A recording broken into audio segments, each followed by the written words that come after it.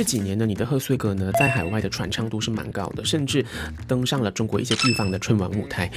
你觉得为什么马来西亚的这个贺岁歌能打进中国市场呢？我觉得最大的原因就是中国的歌曲产量没有马来西亚高，然后呢，加上马来西亚是整个 market 上最早制作的，所以他们在筹备的时候，在物色歌曲的时候，就只能找到马来西亚的贺岁歌曲。马来西亚的新年歌就是又编好了舞蹈，对，然后选择又够多，所以马来西亚的新年歌中国电视台很喜欢。我觉得主要就是因为前辈累积下来的咯，那我们就是会对我们自己的文化很想念，所以我们会想办法的传承，所以我们会对那种舞狮啊、舞龙啊、我们的习俗啊、我们的语言啊，我们也捍卫的很强烈嘛。所以我觉得是这个原因，所以让马来西亚的新年歌这么发达。我觉得它已经不算传承了，现在有一点像潮流。有一句话叫做就是马来西亚网红一定要做新年歌才叫马来西亚网红，对，就是网红一定要出新年歌。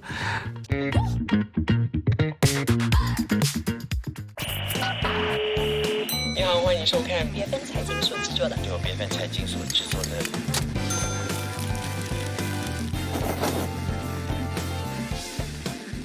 你好，我是伟健，恭喜发财。那以往呢，贺岁歌都是唱片公司或是电视台呀、电台这一些传统媒体的天下。那么现在呢 ，KOL 和网红都加入了这个战围，而且一年呢还出好几首贺岁歌，而且这一些贺岁歌呢，动辄突破100万、1000万点击。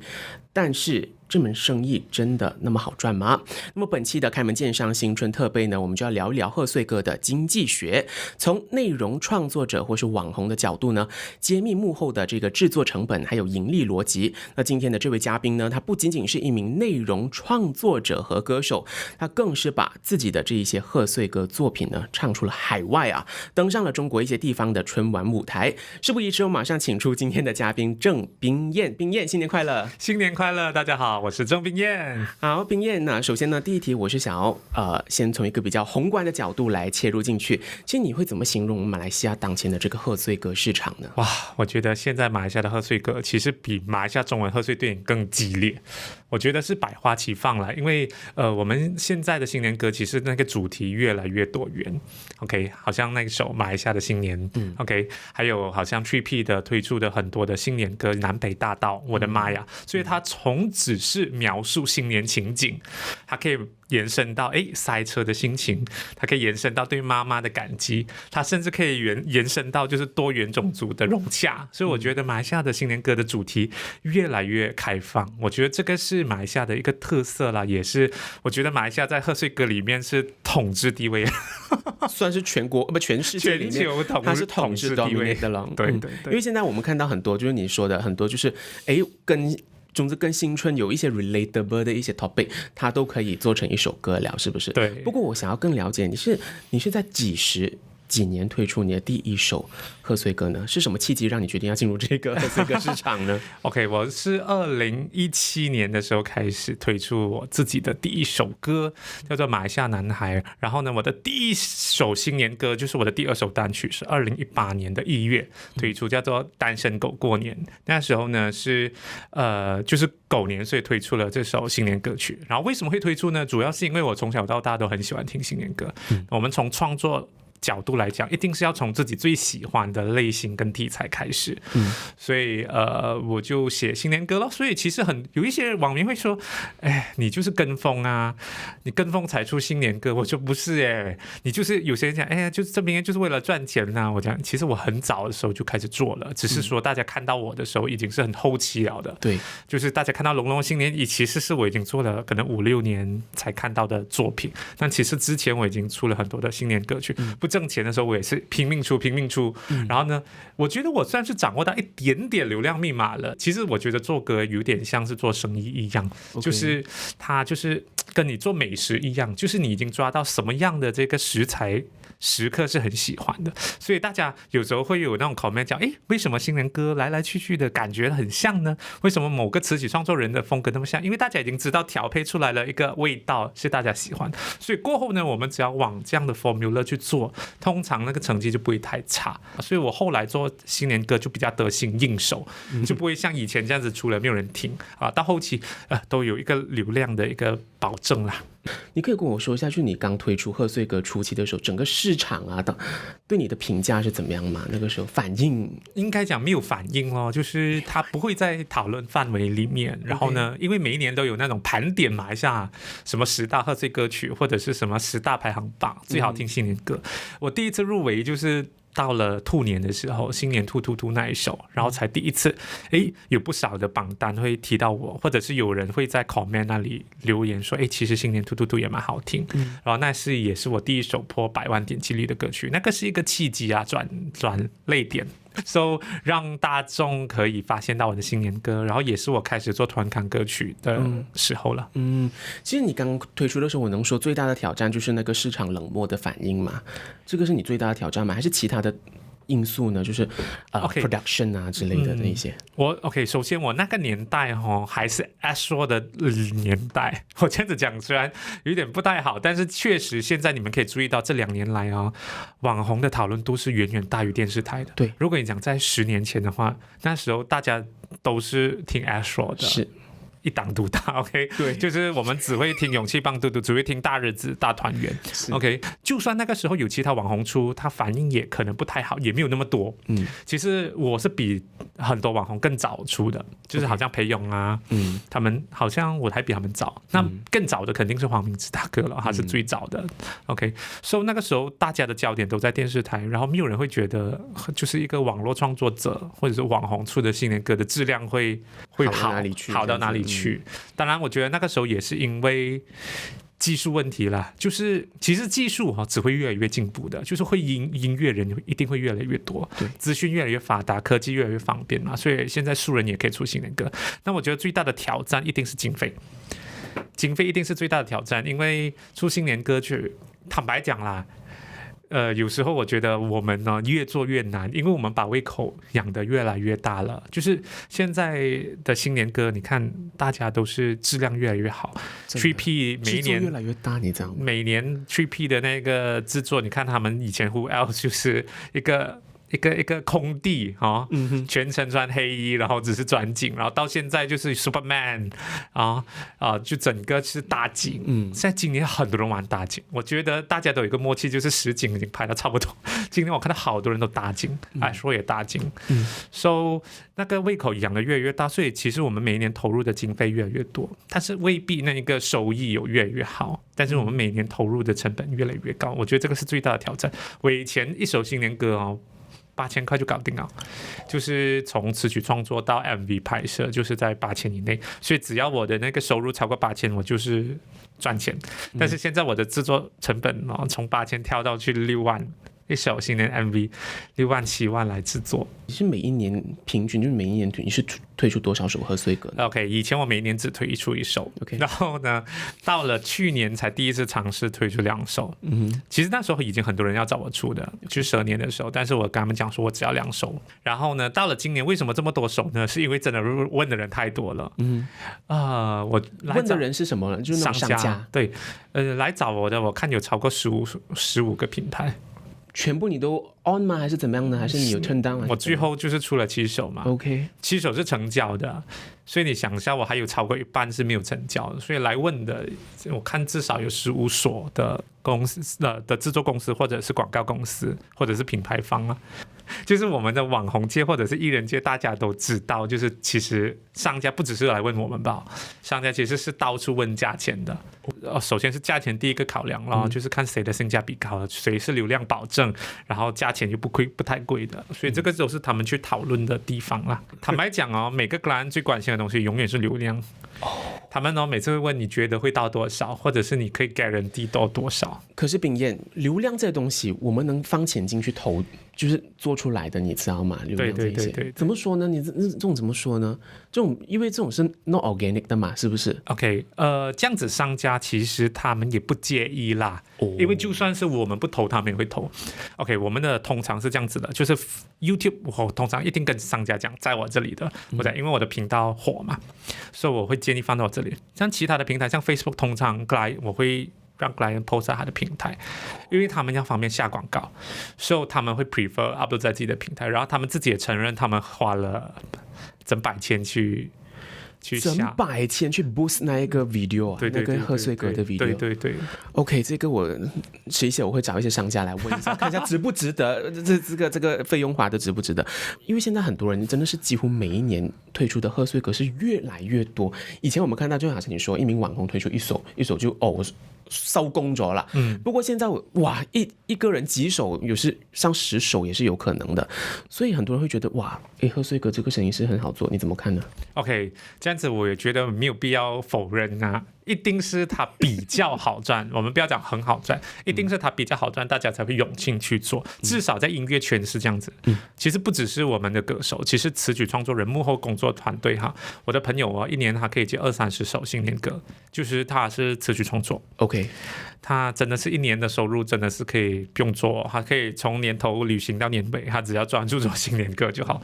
因为其实幕后制作的人呢更吃香，就是好像导演团队啊，或者是音乐制作团队，因为他们比较没有那种讲呢，我们艺人他有那个考量因素很多，他的流量好不好啊，他的形象适不适合啊，但是幕后团队只要看他的质量好不好就可以了，你能做到那个东西出来就可以了。对对对，所以可能一个编曲人他可以制作超过20首的新年歌，那我有朋友是有达到这个数量的啦，对，他一年可以做超过20首的，所以他就真的是靠新年歌赚翻了。所以坦白讲，新年歌是有这个市场，我觉得比中文贺岁电影更容易，是因为它贺岁电影动辄几百万去制作嘛，大制作，然后你要上架电影院也是不是这么容易，你要经过很多程序，你要拿到那个 FINAS 的支持可能都很难，但是因为歌曲基本上门槛很低，以前呢我们讲一个人怎样发行一首歌还一定要透过唱片公司，那现在呢完全不需要，现在网络上有很多 social media 你直接 upload 就有嘛，但是就算你要 upload 去所谓的 Apple Music、YouTube Music 也很容易，就是只要一笔小费用，不到100块的费用，你就能在那边成为 artist 这样子。对对对，你就可以在 apps 里面收听，所以其实现在门槛很低。I see. OK， 好，这样我 dive deep into 这一个，我想要 dive into 这个损益表了 ，profit and loss。来，你跟我说一下，我们就以今年来看，我们专注在今年。今年你做一首贺岁歌，我就选一首贺岁歌，因为你们肯定有自己的好像 flagship 的贺岁歌的嘛，是不是？你选一首，你的那个成本是多少呢？我的成本真的很高，我的 MV 成本呢，可能就已经花了差不多3-4万块。OK， 然后呢，拍摄那些，对对对对。Okay. 然后我的主打歌其实是花了差不多6到7万啦，其实有很多杂费我们没有去算啦，因为我们拍摄就花了10多天，我没有记错的话是11天的拍摄，因为我们去南马、北马、中马、东马、西马哪里都去，所以我们花了11天，所以呢总开销应该是有7万，对，就这7万里面最大的一个 chunk 的那个成本是哪一个部分呢？是不是就是拍摄之类的？我觉得拍摄永远是最贵的，因为音乐制作它还是会有一个可控的范围啦。通常音乐制作的成本就是会在1万左右。那我会更便宜一点，是因为我是词曲创作人。那如果一个素人今天去找一个音乐人讲，我要从0到100要有一首新年歌啦，市价通常是1万左右。So 我那里省了，我会更便宜一点啦。所以主要不可控的是 MV， 因为 MV 它考虑到的是演员多少个，然后场地多少个，然后道具有没有，所以它动辄几百万，少的话你去一个公园一个庙，然后你没有申请偷偷拍，就像我以前这样偷偷去庙拍，这样当然几千块就搞定了，甚至几百块就搞定了。其实我今年有2首新年歌的方案，就是我只是提供词曲创作的服务。太多新年歌了，我就跟他说我只要负责歌曲创作就好，然后那个 MV 的制作部分交给 client。 这样的话有一个好处当然就是我不用去烦了 OK， 但是坏处就是那个 MV 可能会广告有点多。对，我觉得大家可以去看，应该蛮明显的，就是如果你们看我的 MV，新年 MV 7首里面，你们可能看到某一个 MV 的广告特别多，你就知道那个可能是 client 负责。对，就不是你操刀拍摄那些东西的。对，其实是省了我很多功啦，可是我也是有一点点的小后悔啦，因为到最后我拿到 MV， 因为我没有过问权嘛，因为我当初已经交给 client， 然后我看到的时候我就好像好多广告，但是没有办法了，因为它就是节省了我的时间，我不用去烦整个制作。所以歌你还是要出现在 MV 里面，你还是会唱，你还是会填词曲那一些。对，好，明白。那么我想要了解一下，其实做一首贺岁歌，我们以今年，因为今年我们知道哇很多技术哇又 AI 这些东西，今年啦，以你的这里的 capacity 来说啦 ，from zero to hero 就是 from zero to complete， 到底要耗多少时间呢？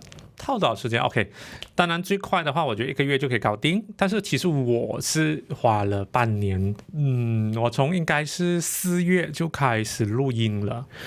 去年4月你就开始录音了，对对对。他们是几时找你的 client， 还是你自己 for 你自己的作品 ？client 2月就找我了，所以是在我今年再过这年，我就要再找明年的那个。对，因为呢，为什么会这样子？是因为很多 client 抢不到。其实马来西亚竞争到就是 client 抢不到，他有钱都出不到。我到前几个礼拜都还有人 client 来找我，他讲要出，我已经拒绝了。我讲不可能，我讲你这个时候12月还要出新年歌是不可能的嘛。就是因为我们制作也要1个月，你做到来最快给你1月头上架。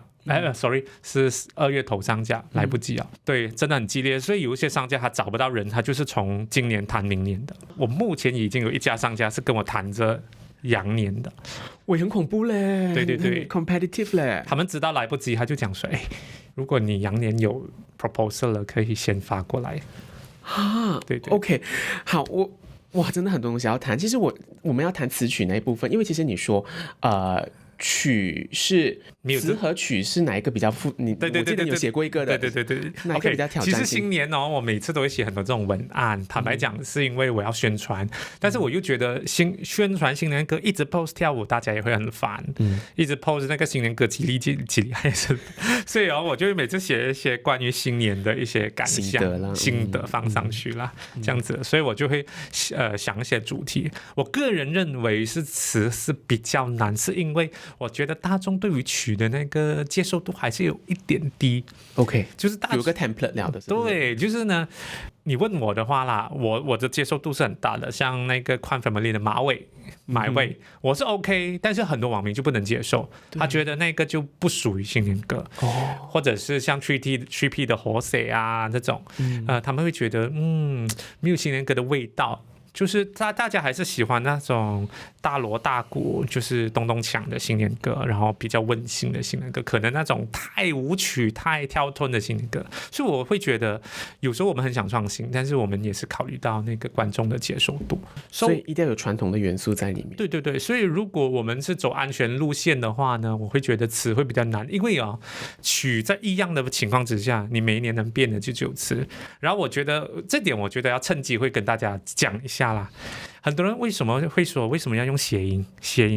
很多人很反感嘛，为什么要再用谐音？跟那个生肖的那个，对，有些人讲谐音不是很低级嘛？我看小红书人讨论，问题是如果今天我们不用生肖的话，你知道你的新年歌的主题是什么吗？恭喜发财，新年快乐，好运来，就是新年的那个主题已经是用完了。OK， 如果你不用你不跟一些生肖挂钩的话我们反而那个歌没有什么记忆点。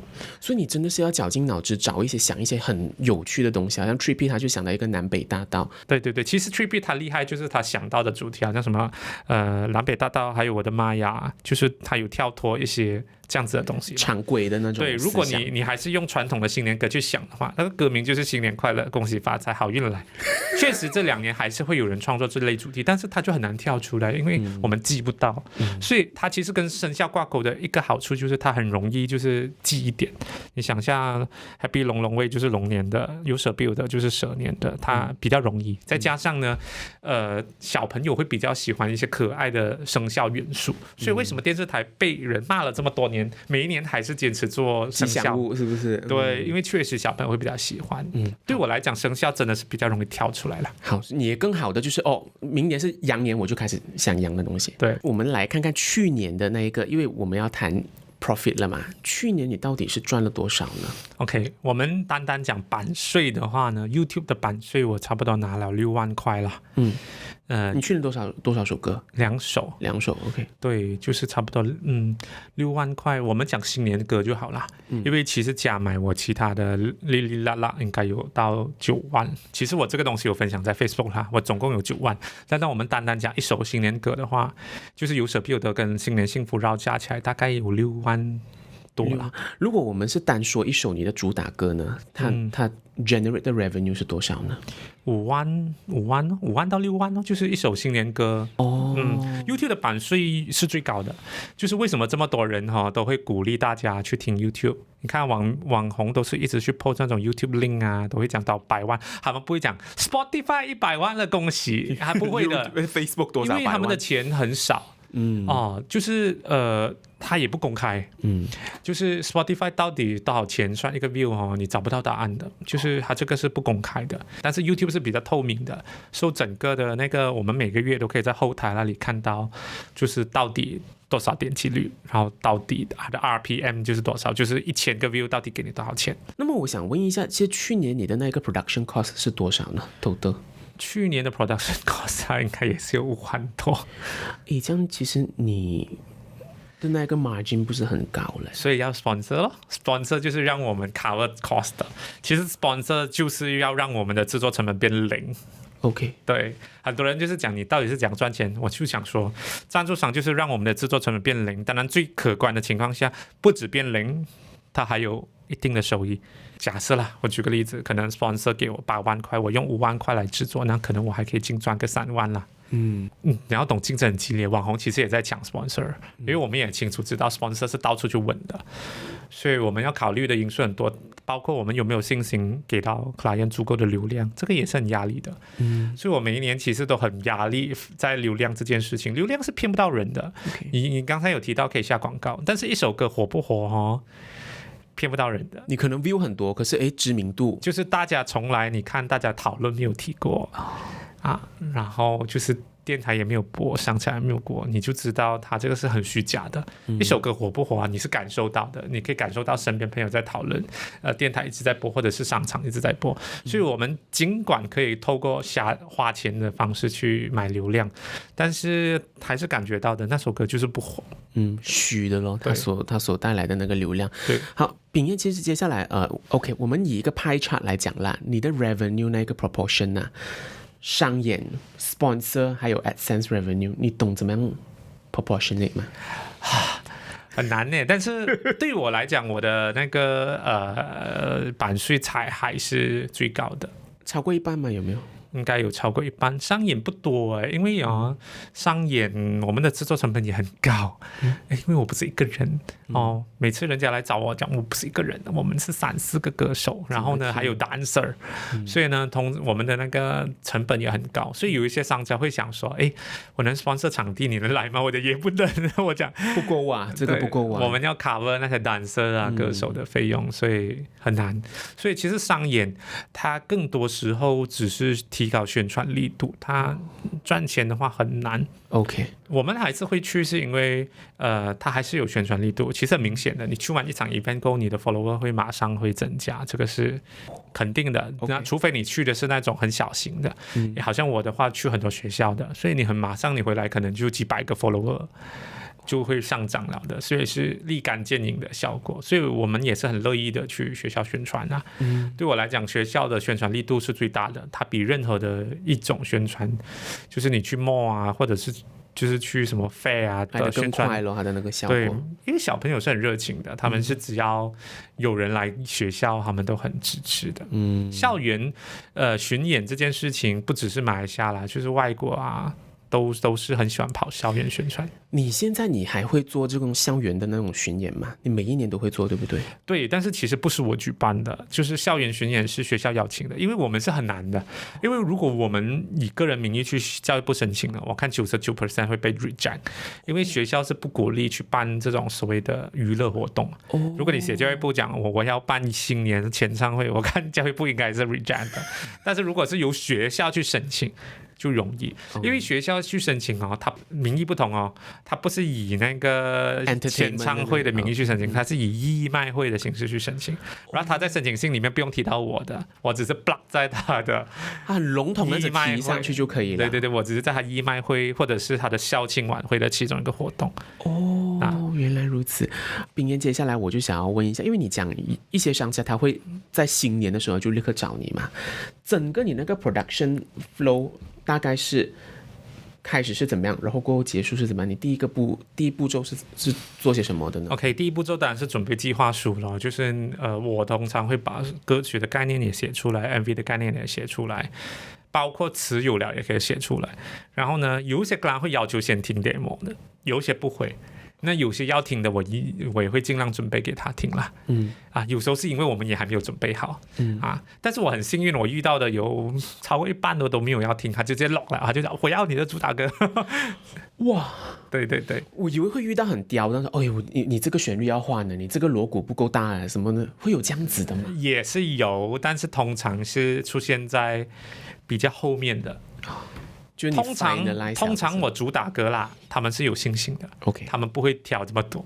但是如果是那种我跟他讲说，我的主打歌已经被有 sponsor 了，那如果你要制作的话，我就帮你量身定制。那通常这种要求就会比较多，我们就可能send很多版。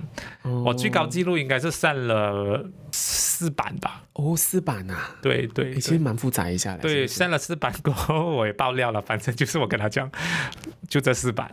然后我就跟他说，就我没有办法再制作了。我讲，因为你喜欢的话，我们就只能从这4版里面挑，因为我也不可能为了你一直创作10多版给你选，给你所以其实也很难啊。坦白讲 ，OK，after 那个听完，有没有要听 demo 之后呢？接下来就是 execute 了，是不是？通常 demo 出了过后呢，就不会太大条了。通常就是在 MV 的部分啦，但是我们其实很多东西会在计划书讲清楚的，就是包括出现多少秒啊。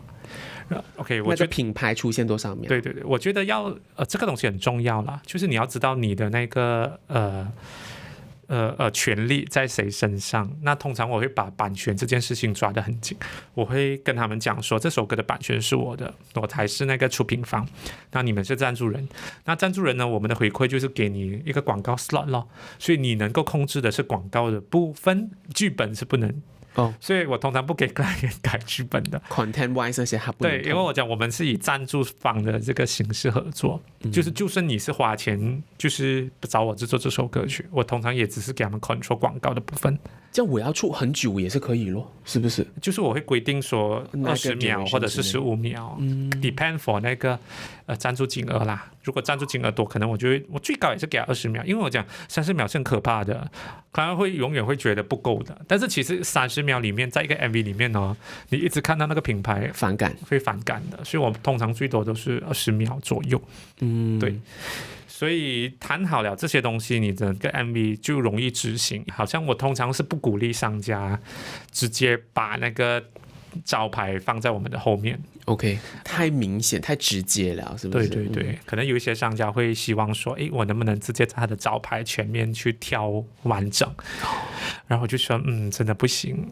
对对，太 hard sell 了。OK， 那么你们大概会在一年什么月份你们会开始拍摄呢？通常大部分是10月拍摄。对，就是通常我们是筹备的话，可能是4月、5月、6月就开始筹备，通常是10月啦。这样你很快了，你10月拍摄完之后 editing 因为你 edit 完了之后你还要给他看，是不是？对对，我们就1个月咯，其实也没有很快啦，就是10月拍，然后11月初啊。11月初是意思就是播出来了。对对对。哇，我觉得你们越来越早因为 normally 都是maybe at least wait until after Christmas 啦，是不是？哇，现在你们是越来越早，Christmas 都还没来你们就播出来了。对，但其实这个东西也是关系到那个歌曲的那个生命周期长啦，因为其实我们做了很多年新年歌，我们知道其实观众大概从11月开始就开始会听回去年的，就是你不出，你去你的 YouTube 后台，你可以看到11月开始，很多人开始听回上一年的新年歌，所以11月就有这个需求。然后呢，他的那个需求是很稳定的，就是可能每一天有1万这样子。其实我们的 view 啦，100万啦，可能是20万的人贡献的，因为重复的听众是很多的。所以你不要以为100万是100万个人听，可能只有20万个人听了9次、8次、10次。还有一个好处就是其实你现在出任何新年歌啦，你不要讲你是 3P 官粉们 Triple One 那种这样红的，保证你没有什么流量了的。这个时候出，为什么呢？收不到。怎么说？就是它不会在 YouTube 的第一面了，我只能讲。你为什么我们要抢在11月初啊？是因为我收2026新年歌的时候，它肯定会出现在第一面，因为没有竞争对手嘛。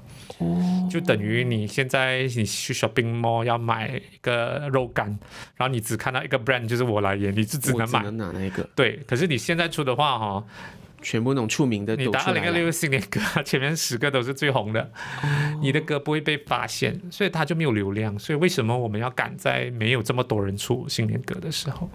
所以你的也是要以 view 来看的，所以后来出来的，例如好像 3P 宽 family 那些，它的 view 很高，它就会压下其他的那种对手了的了，是不是？因为他们本身知名度很高，所以他们可以靠本身的那个知名度去忽略这些因素。像我们这种知名度不高的话，我们要靠搜索引擎优化。最好的搜索引擎优化就是没有对手，不是你的关键字写的多好。因为新年歌大的关键字都是一样，就是马年。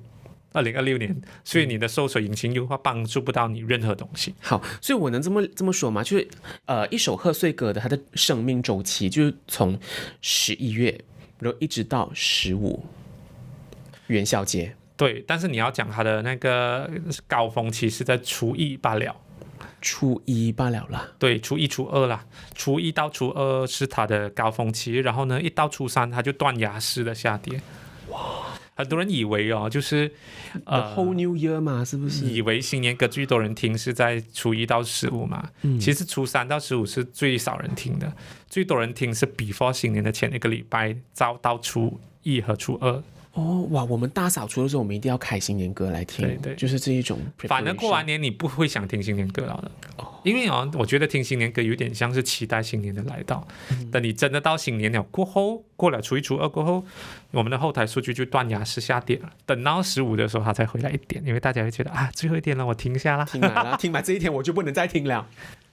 对，所以那个数据就是这样，然后再上回一点。OK， 好，那么其实我现在我要谈一下那个内容那一部分。其实以前好像你说的贺岁歌讲究的就是年味，就是哇，你动动锵，锣鼓喧天，那种鼓声喧天就可以了。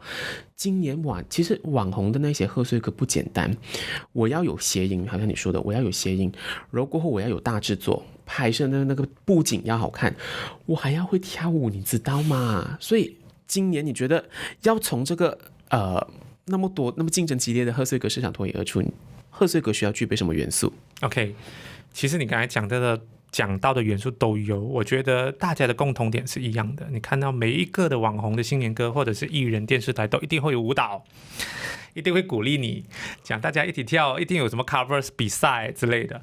就是因为呢，舞蹈是一个最吸引人家翻拍的一个点啦。因为翻唱很难，翻唱反而比较难，你要有麦啊什么，跳舞就对，跳舞的话是最容易 viral 的，像大展宏图就是靠舞蹈 viral 的嘛。So 大家都会花很多心思去设计舞蹈 ，OK， 然后设计一个好玩的舞蹈。So 当然有2方面呢，你要嘛。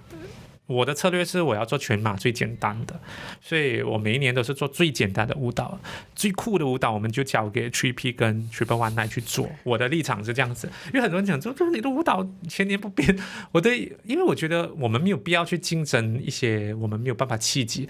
我现在闭关练舞1年，我也跳不到比 3P 好，人家跳了这么多年，对吗？所以我不可能去跳一些很高难度的。所以呢，我就想，我们就专心做好我们的 market 就好了。我们做的是全场最容易的，那至少大家想要踏入这个门槛，不管是幼儿园、老人都好，他们可以优先去学我的。那有舞蹈基础的，或者是年轻人喜欢挑战的，就去学一些 3P Triple19的舞蹈，这样子咯。所以舞蹈是最大的元素啊，最重要的，让你 stand out 的。你看没有一个没有舞蹈的，只要是网红出的，一定会有舞蹈。大家其实现在都一直在突破，像我南北大道，它也没有到很动动枪，但是它还是网民喜欢。所以其实最重要还是回到去作品本身好不好听啦。好，秉彦，其实这几年呢，你的贺岁歌呢，在海外的传唱度是蛮高的，甚至登上了中国一些地方的春晚舞台。你觉得为什么马来西亚的这个贺岁歌能打进中国市场呢？我觉得最大的原因就是中国的歌曲产量没有马来西亚高，然后呢，加上马来西亚是整个 market 上最早制作的，所以他们在筹备的时候，在物色歌曲的时候，就只能找到马来西亚的贺岁歌曲。然后其实很多人不知道，中国是比我们更早庆祝新年的很多人会觉得马来西亚的新年气氛很浓烈，但其实中国是很早的，因为他们1月1号就叫元旦节，所以他们从1月1号开始，他们就有蛮多的迎新晚会或者是新春晚会，蛮多的，包括他们有很多的收工酒，他们叫做年会，所以呢，他们的收工酒上面就会表演新年歌，所以1月头开始就会有很多的一些新年活动，所以他们就需要一些新年歌去表演。所以马来西亚的新年歌就是又编好了舞蹈，对，然后选择又够多，所以马来西亚的新年歌中国电视台很喜欢，中国的当地的人都蛮喜欢。因为马来西亚可以说是好像你说 dominate 这个贺岁歌的这个 market 嘛，全球有产量最高的国家之一了。我想问一下，为什么你觉得马来西亚的这个贺岁歌市场它能够一直长盛不衰，甚至比一些华人居多的地方，中港台这些地方还强呢？它这个贺岁歌市场。我觉得主要就是因为前辈累积下来的咯，因为我们华人从就是中国南来嘛，那我们就是会对我们自己的文化很想念，所以我们会想办法的传承，所以我们会对那种舞狮啊、舞龙啊、我们的习俗啊、我们的语言啊，我们也捍卫的很强烈嘛，所以我觉得是这个原因，所以让马来西亚的新年歌这么发达，因为从以前8大巨星到说的年代，到4千金M's 歌的年代，到现在网红的年代，大家都一直在很努力的去传承，当然现在我觉得它已经不算传承了，现在有一点像潮流，现在会觉得哇，出新年歌就是一个潮流，就是每一年一定要做的。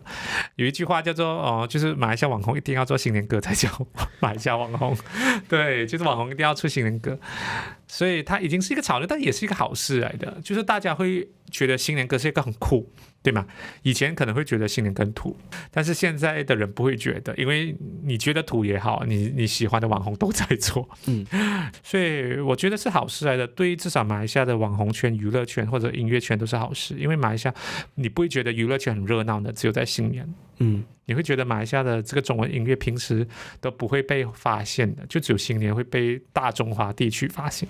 OK， 所以我想问一下你最后一个问题，你觉得在未来啦，大马的这个贺岁歌坛它会如何发展呢？然后有什么 KPI 是你要达到的吗？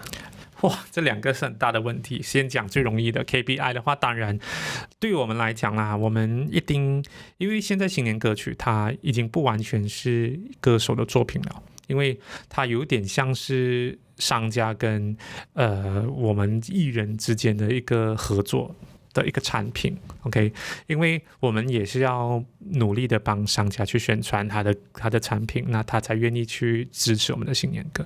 所以我的 KPI 当然就是希望让客户满意，让流量满意。因为很多人会觉得，为什么你这么注重流量呢？因为其实流量就是销量，它其实跟你卖年饼是一样的道理。年饼你会跟那个老板讲说，怎么你这样注重销量？怎么你这么一直努力的卖你的年饼，对吗？我要钱的嘛，我也是。对，因为有些人会讲，怎么你这么注重流量，你很就不应该。有些网民会不理解，其实流量就是那个基本需求，就是那个歌曲我们有没有经费去制作下一年新年歌，就是靠这个流量。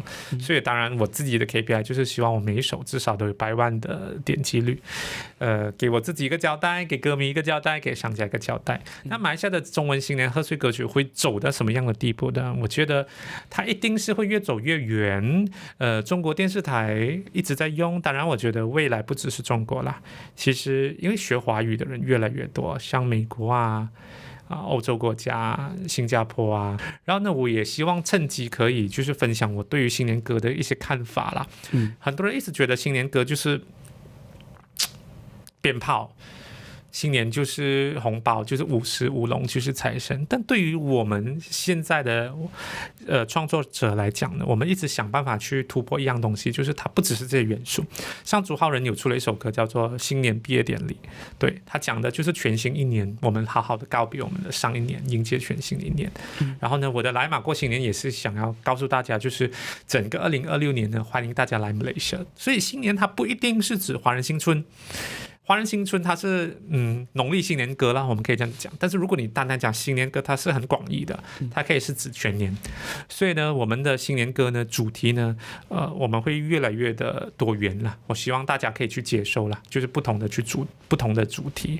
我们希望大家不只是就是初1到15开心而已。我们其实希望大家365天年全年都可以听的，全年都可以开心。所以呢，我们的新年歌就是一个礼盒，一个祝福。新年歌呢，它就是一个免费的一个祝福。